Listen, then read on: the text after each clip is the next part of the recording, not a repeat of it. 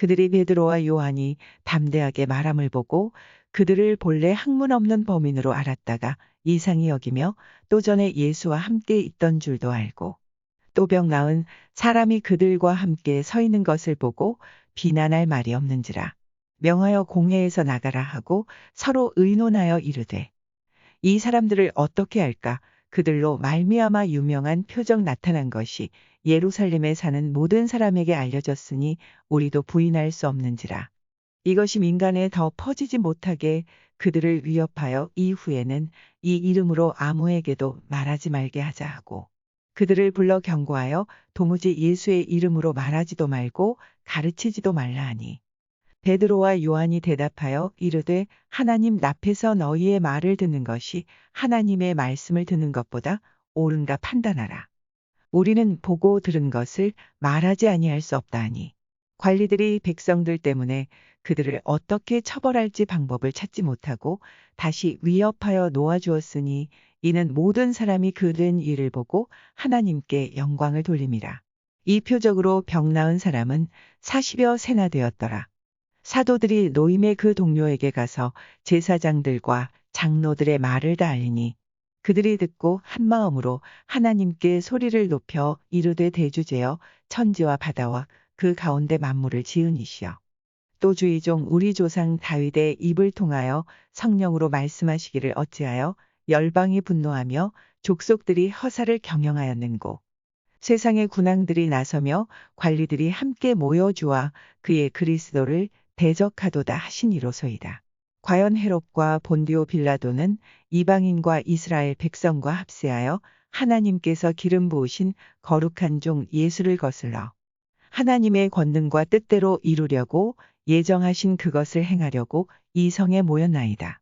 주여 이제도 그들의 위협함을 굽어보시옵고 또 종들로 하여금 담대히 하나님의 말씀을 전하게 하여 주시오며 손을 내밀어 병을 낫게 하시옵고 표적과 기사가 거룩한 종 예수의 이름으로 이루어지게 하옵소서 하더라. 빌기를 다음에 모인 곳이 진동하더니 무리가 다 성령이 충만하여 담대히 하나님의 말씀을 전하니라. 수요 울림 예배에 오신 여러분들 환영합니다. 오늘은 지난주에 의해서 사도행전 4장 13절에서 31절의 말씀을 여러분과 나누도록 하겠습니다.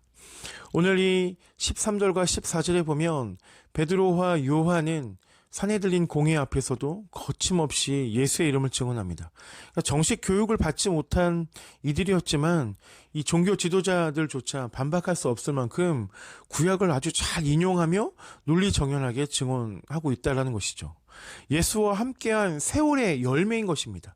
또한 기도회에 창념하면서 예수님을 통해 성취된 구속의 관점에서 구약 성경을 다시 깊이 상고했기 때문인 것입니다. 여러분, 주님과의 깊은 교제들이 여러분들을 담대한 증인이 되게 할 수 있다는 것이죠. 여러분, 오늘 하나님의 말씀이 여러분 삶 속에서 깊은 교제가 있기를 간절히 축원합니다.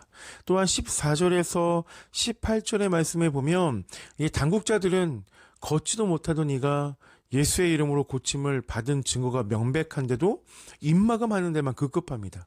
그들의 관심은요, 진실의 확인도 믿음도 아닙니다. 그들의 관심은 대중들의 시선이었고 대중의 여론이었습니다. 이는 하나님의 구원보다 사람들의 구매에 맞추려는 아주 허울뿐인 종교의 전형적인 가식입니다. 복음의 능력 앞에서 실체가 드러나고 자기의 기득권을 잃을까 불안해하는 종교 권력자들의 처절한 자기 기만과 진실 은폐의 노력이 너무 애처롭게 그려져 있다는 것이죠. 19절과 20절에 보면 사도들은 이 권력자들의 위협 앞에서도 그들의 제안을 단호히 거절합니다. 그리고 도리어 누구의 말을 듣는 것이 옳으느냐라고 반문까지 하기도 합니다. 여러분, 세상 권세가 두려워 진리를 버리고 진리를 택하는 어리석은 선택을 하지 않기를 바랍니다. 복음의 진리를 따라 사는데 주저하게 만드는 것이 무엇인지를 우리가 좀 돌아봐야 된다는 거예요. 믿음의 선배들이 그렇게 살았던 것처럼 어떠한 세상의 권세 앞에서도 두려워하지 않고 진리를 버리지 않는 믿음의 소망 있는 사람들, 그러한 믿음의 사명 있는 사람들이 저와 여러분들이 되어줬으면 좋겠습니다. 23절과 30절에 보면 사도들이 석방되어 이 동료들에게 그간에 겪은 일들을 알립니다. 그리고 이 복음 전도의 위기 상황을 알게 된 이 공동체와 한 마음으로 기도하기 시작합니다. 여러분, 그 위험이 사라지길 구하기보다는 이 시련 속에서 복음을 전하는 일에 물러서지 않게 해달라고 기도합니다. 여러분, 이것은 위기 속에서도 자신의 안위보다 어떤 복음의 전파에 최우선에 관심을 두는 아주 성숙한 신앙이요, 믿음의 기도라는 거예요. 오늘 31절 말씀해 보면 하나님은 성도들에게 강력한 임재와 성령 충만으로 응답하십니다. 어떤 박해에도 굴하지 않고 증인의 사명을 완수하려는 이들에게 세상에 맞서 복음을 전할 용기와 담대함을 주셨다라는 거예요.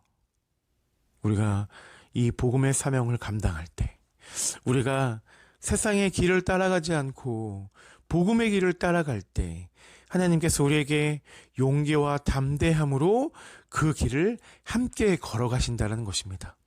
여러분, 믿음의 선배들이 걸어갔던 그 길을 우리 함께 걸어가는 은혜가 있었으면 좋겠고, 우리가 이제 수요일, 또 목요일, 또 금요일, 토요일, 주일 이렇게 또 몇 날을 우리가 또 만나지만, 여러분이 이 살아가는 삶 속에서 주님을 인정하는, 그리고 주님의 선하심의 은혜가 있고 그 은혜대로 살아가는 저와 여러분 되어지기를 간절히 축원합니다.